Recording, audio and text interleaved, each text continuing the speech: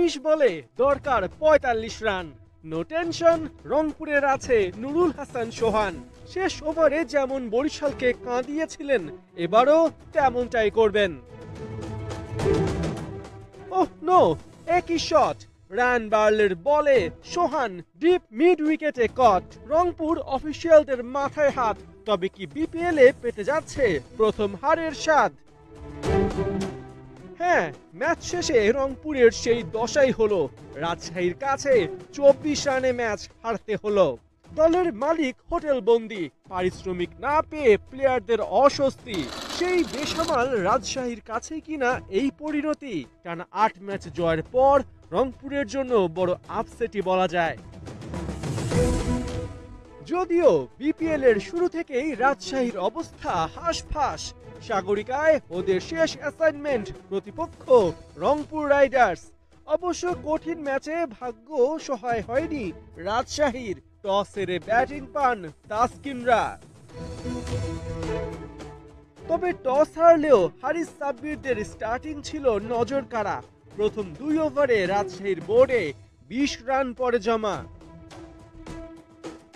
তৃতীয় ওভারে রংপুরকে প্রথম উইকেট এনে দেন রকিবুল। 19 রানে হারিসকে ফেরান ড্রেসিং রুম। অষ্টম ওভারে সাব্বির হোসেন থামেন খুশদিলের বলে। তবে ততক্ষণে 19 বলে 39 রান তার নামের পাশে।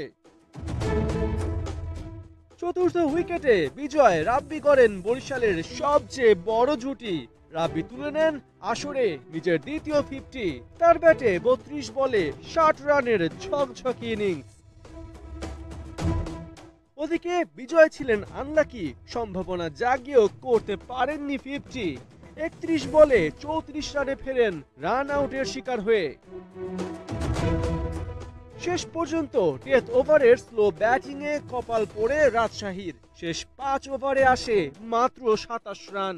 রাজশাহীর সংগ্রহ দাঁড়ায় 9 উইকেটে 170। লক্ষ্য তাড়া করতে নেমে প্রথম ওভারেই রংপুরের আক্ষেপ।